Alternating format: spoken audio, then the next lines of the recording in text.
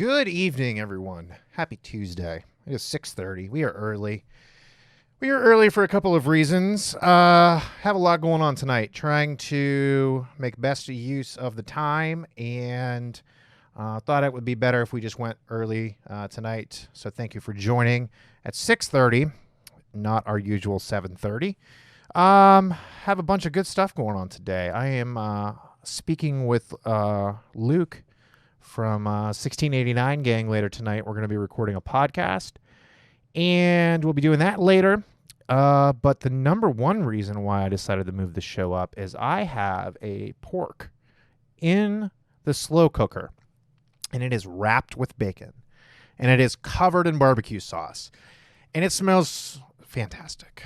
So my wife works late, and if I had done the show at the normal time and trying to speak with Luke and doing all of that, I wouldn't have been eating dinner until like 8 o'clock, 8:15. And that's way too late for dinner, especially because I've been smelling this for the last couple of hours. So I appreciate you guys joining early.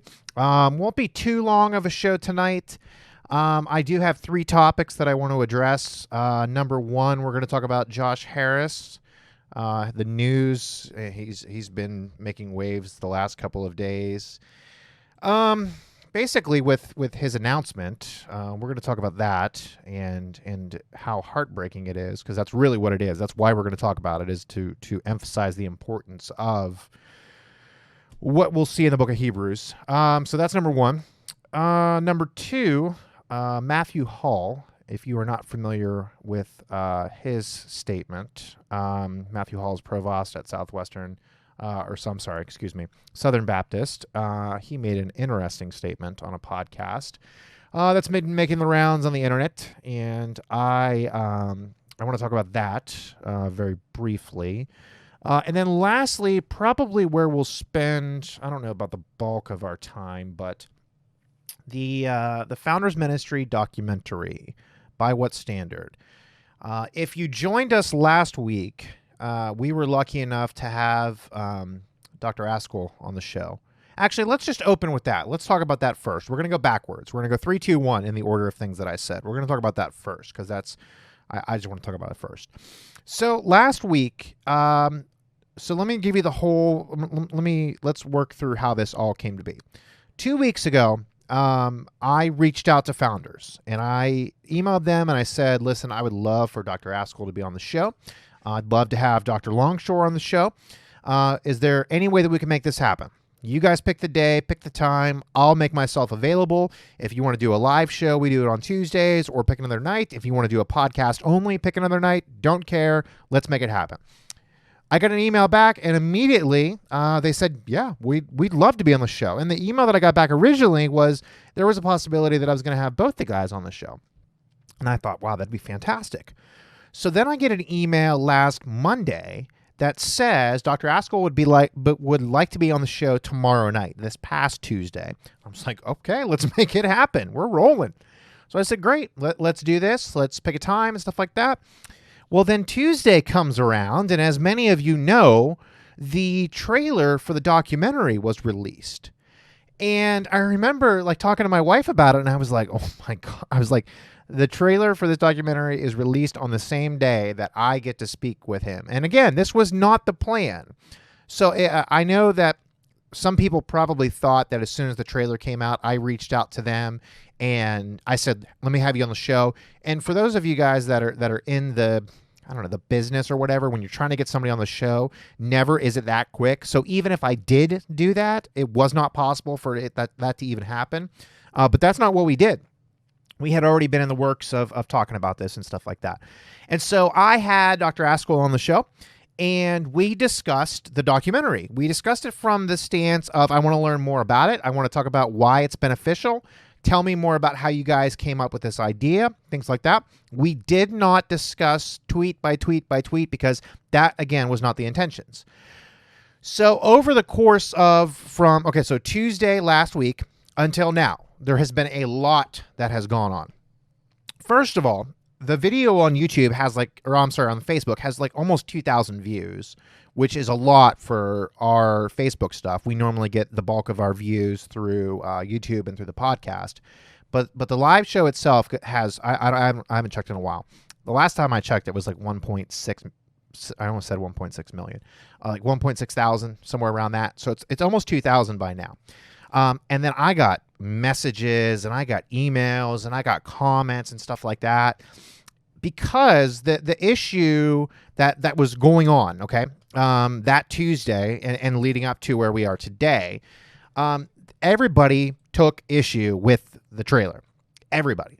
As you've seen, all the major Southern Baptist seminary presidents, they came out and condemned it.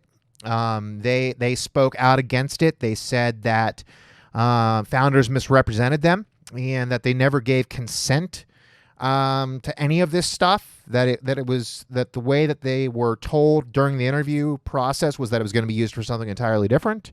And then when the trailer came out, they all were like, this isn't what we signed up for. So Dr. Askell and the Founders team yesterday, they released a public statement. And it was interesting because I sent the link to our show, because honestly, like during last week, people kept saying, like, when are you going to say something to Founders? Like, when are you going to publicly address what's going on? So I personally sent the show to a bunch of people. And I said, like, here, like, we talked about it. Like you can hear, because there were so many people that were saying negative things. And there were so many people that were rushing to judgment about what was going on with this documentary. And they weren't even waiting to hear any response. They had already made up in their minds their opinion of this documentary. So I sent the documentary to numerous people. And I said, if you really want to know what's going on in this documentary, we talked about it. The president of that ministry, I had him on the show and we discussed it. I had some people that responded and said, yeah, thank you for sending me this. And then I had some people that responded in some not so, nice ways that basically said, how could I platform somebody like that? And am I hitching my wagon to such a horrible ministry like Founders? And I mean, it was just, it's been crazy. The prior week, or 2 weeks ago maybe, I released a video about Mark Driscoll. And I got just bashed up and down for that. And I mean, people are still messaging me to this day in the comments on that YouTube video, and they posted it in a Facebook group. And so the last couple of weeks have been very vocal, let's just say. But all of this past week, there has just been relentless talk about this documentary. And so again, Dr. Askell, he wrote a letter. And I want to kind of go through some of the highlights. Let me click over. I'll show you guys on the screen so you can see it. Yeah, I apologize. On the right side's cut off a little bit. But so this was on July 29th, 2019. He released this article. Well, clearly 2019. I don't know why I had to add that. But let me show a couple of things. And I put a comment out about this earlier. Let's see here. We released a trailer to a film we were working on called By What Standard? God's World, God's Rules. It appears that more than a few people watched it, or at least heard enough about it to comment on it. Now, that's important too, because it was almost as if these messages and tweets and stuff like that were already prepared for in advance, like just how quickly it happened. And I remember earlier on in the day, I saw that the trailer came out, and that's when I was like, "Oh my gosh!" Like, he's on the show tonight. Like, it was there was a lot going on. And then I remember being later on in the day, I was in Aldi's, and I was shopping. I do Instacart. I don't know if you guys have Instacart in your area, but it's basically a grocery shopping app where you can go on, you can place a grocery order, and then I get the order and I go shop for you and I deliver it to your house. It's fantastic. I love it. I absolutely love it. Anyways, I was in Aldi's grocery shopping for somebody, and I was, I don't know if I was looking through Twitter or wherever I was, but I got a message from somebody that said, "Have you seen this yet?" And it was like a screenshot of a certain seminary president who shall remain nameless. And it was his condemnation of this trailer. And so then I jumped on Twitter and started trying to catch up, and I was like, oh my gosh. And it had just blown up. Okay. And so then during the evening, Dr. Askell and I very briefly talked about it, But he made a statement here in this article, and this is why I'm telling you all of this. He says, the uproar about the trailer further confirms how important this project is. I agree. The issue that everyone seemed to take with the documentary was not the content. It was the way in which they went about it. And again, he even admitted, and they did make changes, and we're going to talk about that here in a moment, but he even admitted if we did something wrong, we'll address it. But the problem that is not being addressed by anybody outside of the Founders Ministry camp or even our camp is that nobody is talking about the content. Like nobody is saying like, and we're going to see with what we're going to talk about next, how important this trailer is, because the stuff that they're talking about is actually happening. You know, it's not that they're not making this stuff up, and it's just like they're not making this stuff up. That's the thing. And nobody seems to want to admit that what they're talking about is right. They're just mad because the tone and things like that. So he says, the uproar about the trailer further confirms how important this project is. Then he says, two of those conversations, he had a few conversations, he says, Danny Akin, who I believe was the first person who released a statement on Twitter, a real long statement too. And then Al Mohler was the other guy. Those were two of them. But they talked directly. Dr. Akin texted his disappointment with the trailer, asking that his interview not be used in the full synodoc. I called him and we had a cordial, pointed conversation. I offered to interview him again, giving him opportunity to push back, criticize, or say anything he wanted. He appreciated the offer, but later texted to say he still wanted to disassociate from the project. Now, that to me, when I read that, I was like, okay, I would love the opportunity to clarify. If your problem with the documentary was that you believe you were lied to or your words were taken out of context, why would you not want an opportunity to clarify your statement? That's what I don't understand. Like if somebody misrepresented me, and then they later on messaged me and said, "Hey, listen, man, let's redo it all. Let's if you have a problem with what was recorded originally, let's redo it." And I would absolutely, I'd be like, "Yes, please, let's do that." Then the next thing is this: Dr. Mohler called to express his concern. I was surprised since his previous response to the trailer, which I sent to him 8 days earlier. So Dr. Mohler already had watched the trailer. So it wasn't his first time watching it again. And that's why I think like they were just like, they had these tweets queued up already. Like I honestly just believe that. And Dr. Mohler said it was a simple expression of looking forward to seeing the whole film. And I'm not going to I don't want to go into tweet by tweet by tweet. Especially with this one right here for obvious reasons. And you know why I'm joking if you know me. But then Dr. Allen from Midwestern made a comment. Dr. Adam Greenway from Southwestern. Mark Dever spoke out. Jonathan Lehman spoke out. Others have been pressured to withdraw. So like they themselves didn't want to withdraw, but noise from the camp of social justice movement has been pressuring them to get out. And then so here we go. We will of course honor these requests. Okay. So they're going to remove anybody who doesn't want to be in it, even though it sounds like they already once agreed to be in it without any problems, knowing exactly what they were going to talk about. And then they said, in fact, out of fairness to them, we are willing to release complete unedited footage of their interviews apart from the synodoc. That will allow them and others to consider their words with the assurance that they have not been edited in ways in which they do not approve. That's great. I mean, I think if I'm in a documentary and I feel that I was misrepresented, I want that whole documentary to come out because I want people to see like this is where they took my words out of context. So I don't know, I don't know why anybody would object to that. I just don't know. Okay, so then the next big thing, and this was probably number one. This was the first thing I think I saw. There was a 1 to 2 second clip, as he says, of Rachel Denhollander accusing us of presenting her as demonic. Now, even during our show, Dr. Askell knew about those specific comments, and he addressed that. And he said that was never our intention.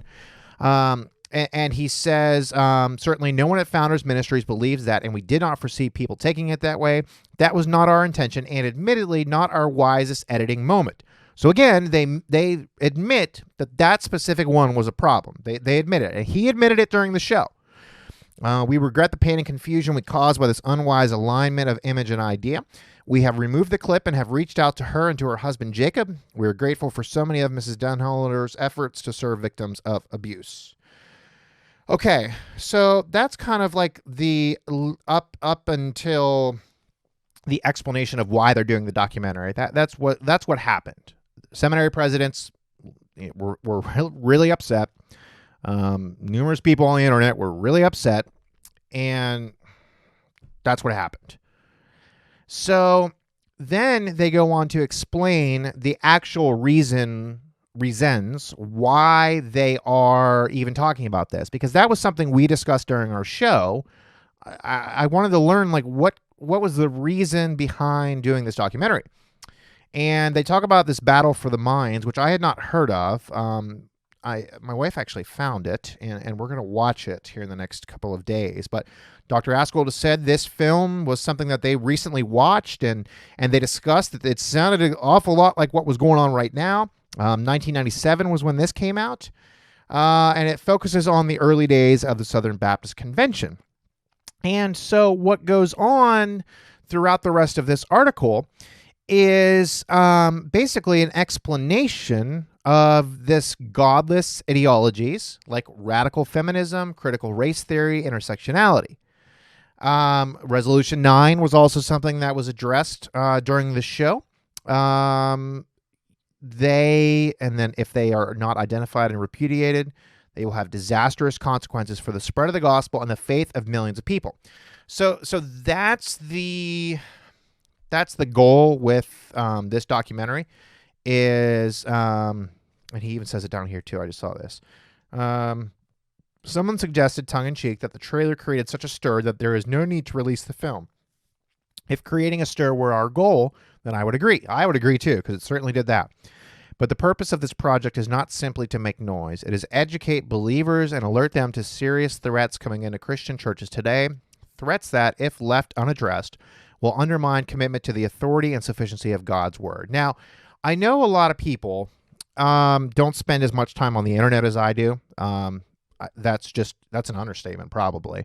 But the reason why I say it that way is because I have been watching this stuff go on for so long now. Like the social justice movement on the internet is unbelievable. It really is. There is so much just tension over this topic. I mean, people send me articles all the time on this stuff. I get, honestly, every single day somebody sends me an article, and I have guys that I talk to that are pro social justice from the stance of like what these, I'm not trying to name names. I don't really feel like naming names tonight, except for the guys that I already named, but that was just pulling from an article. What I'm trying to, I'm not trying to people know like my opinions of other, pro social justice. And what I mean by pro social justice, because as soon as people hear me talk out against social justice stuff, they think that I don't care for the poor and I, stuff like that. That's not at all, what I'm trying to advocate for. I'm trying to advocate for a biblical view of this stuff. And just like Dr. Askold, I'm trying to avoid these secular, really, ideas coming into the church. That's what I'm trying to avoid happening. We certainly need to address race and justice and things like that. But man, there are some people, they have made it their mission to destroy anybody who is against. I talked about this during the Driscoll video that I did. I described it, and so here's the summary of what I talked about. I described it as I always am hearing people in the non-reformed camp attack Calvinists and say how arrogant and rude and mean Calvinists are. That's honestly my experience, okay? I also said that I know there's people in the Calvinistic camp that misrepresent that theology. And so I'm not saying that all Calvinists are perfect. I'm not saying that all Arminians or non-Calvinists are bad. That's not at all what I was saying. But I've never come in contact, and again, I'm not speaking broad brush. I'm not saying that everybody, but the thing that I addressed was I see the most attacks towards a theological group from other people that are non-reformed. I just do. I know people that are non-reformed in their theology, and they hate people that are reformed. They honestly, they flat out hate And like, I can't imagine thinking of somebody who's not in the Reformed or Calvinistic camp. I can't imagine looking upon that person and hating them. And honestly, I have interacted with people that hate people in the Reformed camp. And there's people that are advocating for this non-biblical, and I'm just going to say it, this non-biblical view of social justice. There's people that advocate for that hate people in the other camp. Honestly, they don't want to create conversation. They just flat out hate people. And so I think this is exactly what I'm trying to say. My hope and prayer that this film will bring desperately needed attention to teachings and practices that need to be reevaluated in the light of God's word. Because what I began with saying is that many people don't even know this stuff's going on. A lot of times, if you don't, and you might not know a single thing about any of this social justice stuff or critical race theory or any of a lot of this stuff that I'm talking about right now. It just might be, you might have, seriously, this might be the first time that you're ever hearing about it. But this is the stuff that's going on. This is the stuff that's creeping into the church, and it's it's not even creeping really. It's knocking walls down and bulldozing their way in.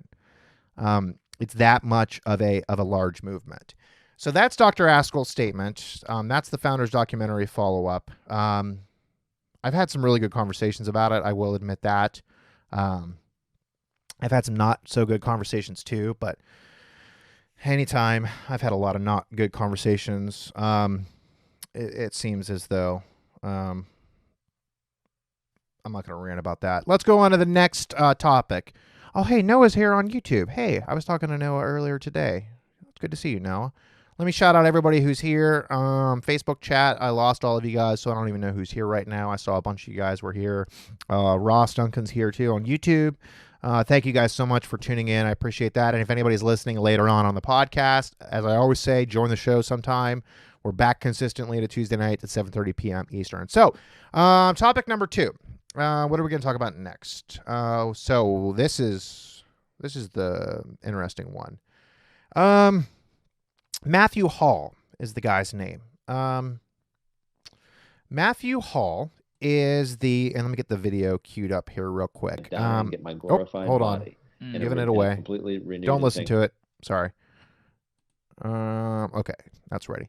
Okay, so Matthew Hall is a what is he? He's the provost of Southern Baptist Theological Seminary. He first broke onto the social justice scene. When was that? Did I put the date down there? No, I didn't. But he hosted a video titled "What is Racism? Am I a Racist?" The video has been scrubbed, removed, deleted, everywhere. It's gone, just completely gone. If you have a local copy, you of course can watch it, but it's gone. They are now there. I think Southern Baptist is realizing it was a bad video. I mean, it really was a bad video. I don't want to review the video completely because again, I can't I don't want to because you can't watch the video. I don't want to say something about it because then I don't want people to say well, yeah, you're just misrepresenting him because you don't have proof. So I'm not going to do that. The message, though, is pretty much, yeah, you're racist. Even if you're not a racist, and if you don't think you're racist, then that probably means you're even more of a racist. That's this message of this critical race theory. That's really what's going on. That's the majority of social justice warriors are saying that you are in fact a racist. But in the most recent incident, this is where things really took an interesting turn. He was on, it's called the Coffee and Cream Podcast. And the title of this episode is called Seminaries and Racial Reconciliation. And let me play the episode for you, or let me play the sound clip that I'm going to address. Okay, here we go. That is, I have a pretty historic and I think Pauline or biblical view of the power of sin. The problem is a lot worse than we think. What I mean by that is both individually, I am a racist. Okay, so if that freaks you out, if you think the worst thing somebody can call you is a racist, then you're not thinking biblically. Because guess what? I'm going to struggle with racism and white supremacy until the day I die and get my glorified body. in a completely renewed and sanctified mind. Wow. All right. So there was that. Um, this is serious stuff, guys. I mean, like this really is, man. I hope you see what's going on here in a video like this.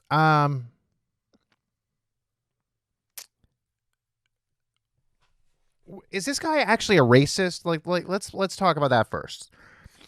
Is he admitting in this clip here that he is in fact a racist, that he actually struggles with racism towards other people?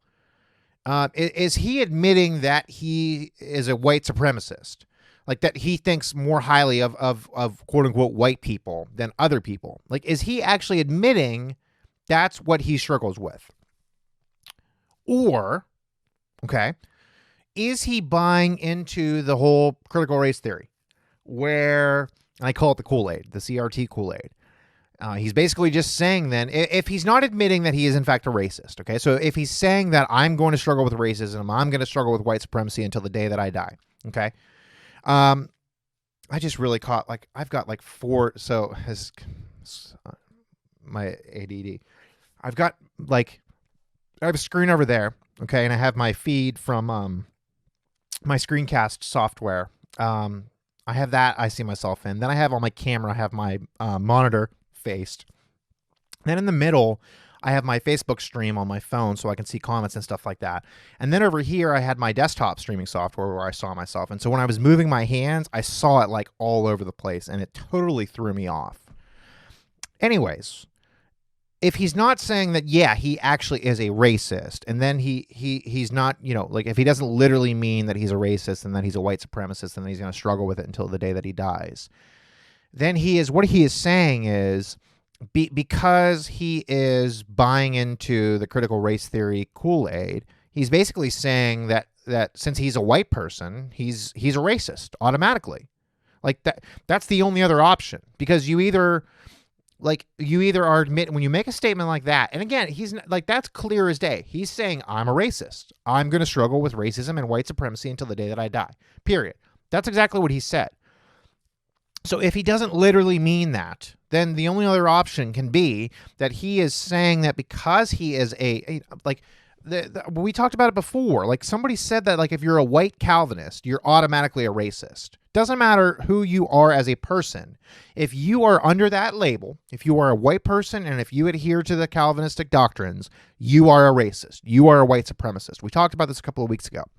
And so now a leading figure at the largest seminary in the Southern Baptist Convention says that he's a racist, okay?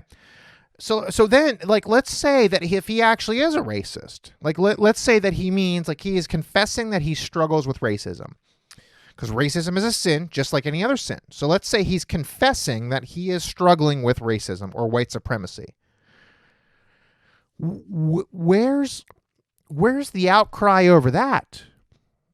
Where's the I mean, honestly, like, if that is true, okay, so if that's his struggle, why is he still a public figure for this seminary?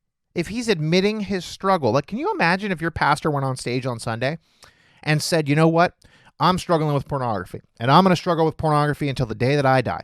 Can you imagine, like, and then the next Sunday he was back on stage preaching about purity, or preaching about, you know, like, think about that. Like, that's what's going on here. If this guy is actually admitting that he is struggling with racism, he's still in the same position. Nothing's changed.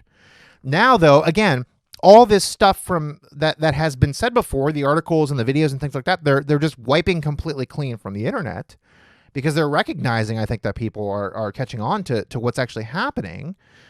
But I mean, why is there no outcry over this? You know, the seminary leaders are also quick to judge when people speak out against this stuff, but crickets, if anything else. It doesn't make sense to me.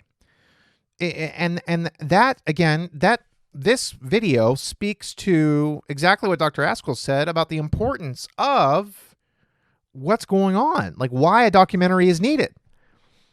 It just seems to me, it seems really clear.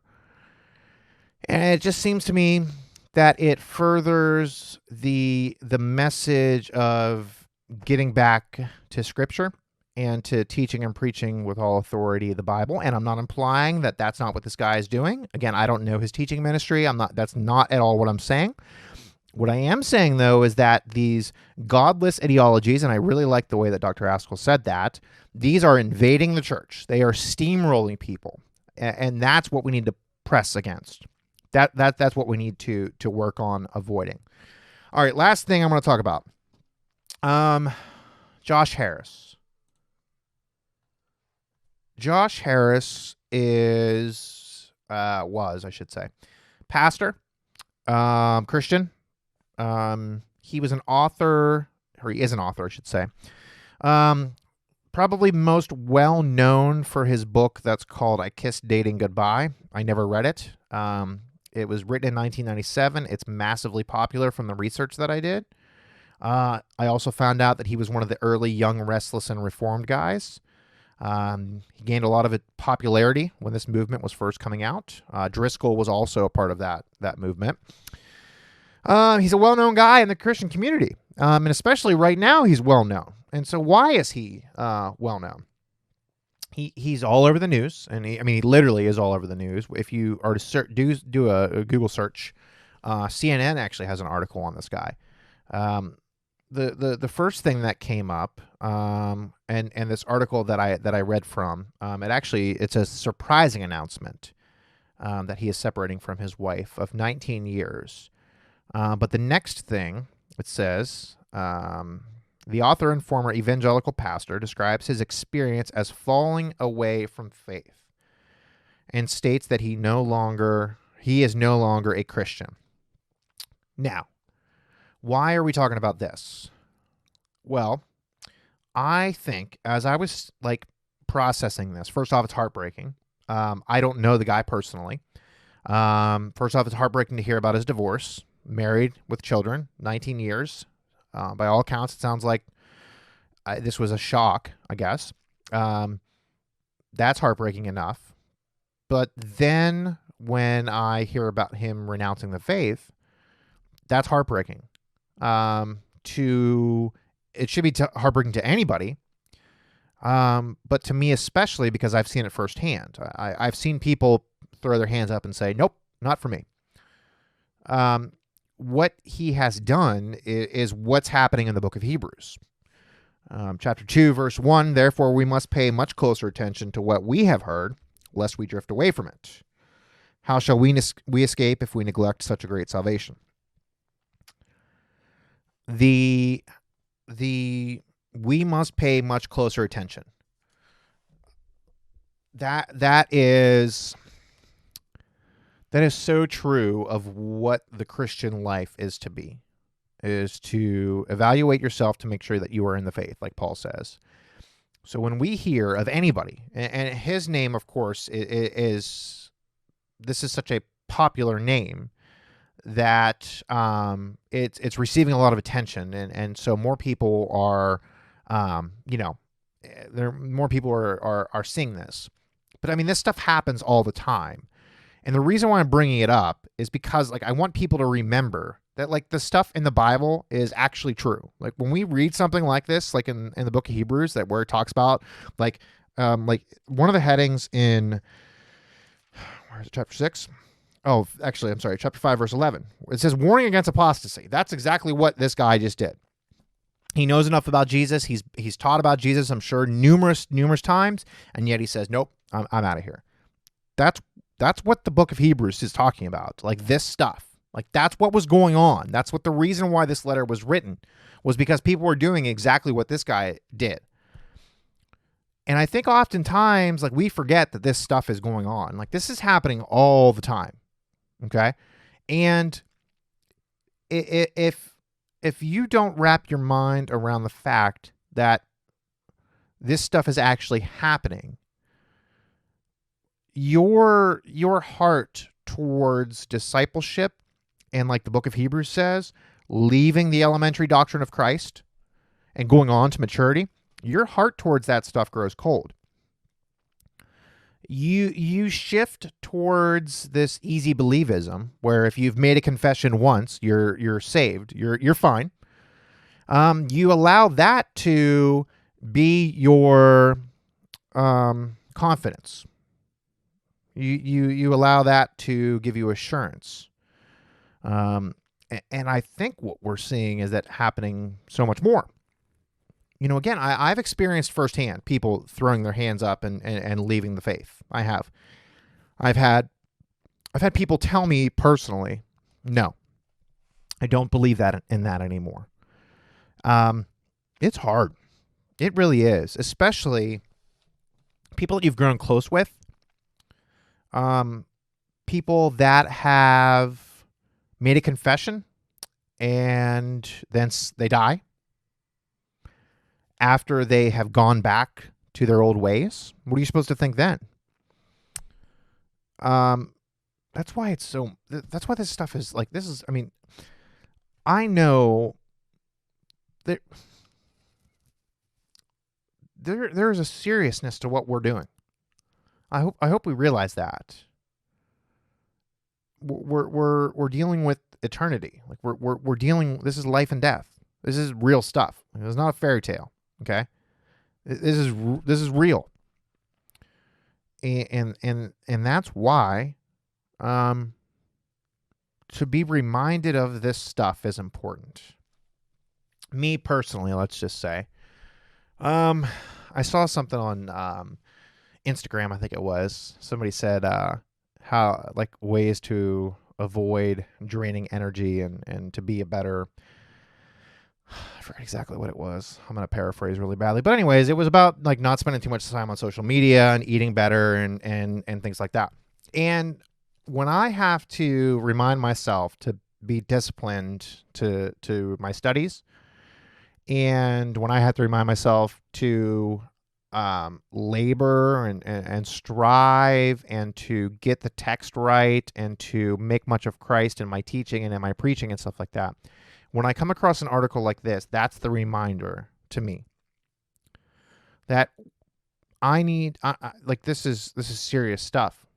This is serious stuff. This is why we labor. This is why we toil. This is why we strive, because we've got to make sure that we're teaching and admonishing everyone we come in contact with. And so often, I think we get focused on the unbeliever. We get focused on and that's all good, But when's the last time you, as a follower of Christ, checked on your fellow believer? When's the last time you checked to make sure their theology was growing and their prayer life was solid? And when's the last time you checked to make sure that they weren't contemplating doing something like this? That's heavy. That's heavy. For those of us that teach, it's heavier, because, like Scripture says, we're going to be judged harshly. And it's a reminder to me personally that what we do has eternal significance. That what we do is not about likes and views and comments and things like that. It's not about that. What we do is we teach and preach, and we study and we labor and we toil and we strive and we get the text right and we proclaim the good news of Christ in all of our platforms, in everything that we do. That's our goal, is to make much of Christ through the teaching and preaching of His Word, specifically on this platform through social media, in the context of the local church through the preaching on Sunday mornings, through the discipleship opportunities throughout the week. My good friend Jung, I see here, he made a comment. He says true discipleship is so important, and it is, and it's something that myself, can do so much better at. It's worth it. Okay, it's worth it. I would challenge all of us. Let's end on this note. I'm preaching to myself right now.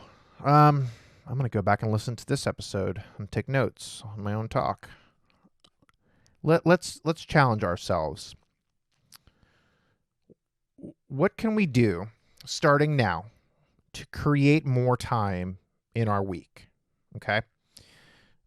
What can we do to free up some of our schedule in order to use that part of our schedule to specifically interact with somebody that you can disciple? What can you give up?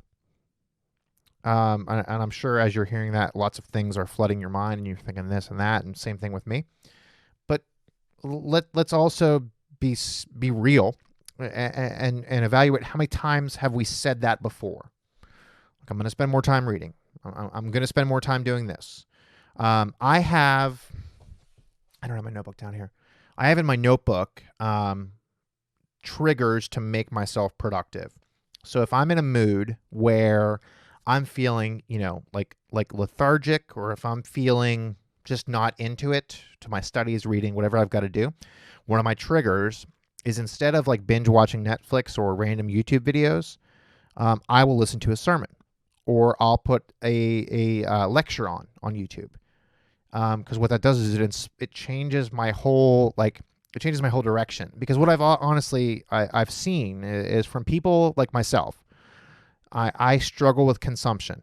Everything from the moment I wake up till the moment I go to bed, I'm just consuming, like, food, caffeine, information. I'm just consuming. Okay. And for somebody like myself, for example, like, to say to me, you've got to quit all your screens. Like, no way, that ain't happening. That's just, you're setting somebody up for failure if you say to them, like, well, in order for you to grow, you've got to cut everything out. That's not wise. I don't think that's wise to do. That's setting somebody up for failure. Go to that person who you want to disciple, let's say, and say to them, hey, listen, let's start with this. Let's watch this series together on YouTube. Let's both, like, there. I mean, I know that you realize this, but do you know, like, the amounts of sermons and lectures and things like that we have available to ourselves? Go to them and say, let's pick one. Okay. Like Ligonier, for example. This is a great idea. Go to Ligonier and do one of their free classes. You can watch the videos on YouTube. Okay. There's handouts that they give you. Work through something like that, because what that does is that doesn't make that person feel like trapped, because now that you've removed all of their screens, and they're going to go nuts. Because, like, for a person like me, like, if you removed all of my screens, I'd go nuts. I'd lose my mind. The last thing, like that's not good. So with a person like that, if you know of somebody that you want to disciple, change the way they're using their screens.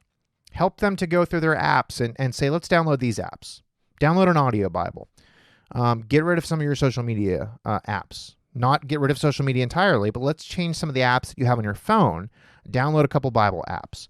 Download this, download that. Point them in the direction of good resources. Because, again, there's enough information that you can consume all the time to keep yourself occupied. You're not going to be bored. You're not going to be like, oh, well, what do I do now? Like, there's plenty that you can use. But let's be serious and let's really try moving forward. And again, I'm preaching to myself, but let's really try moving forward.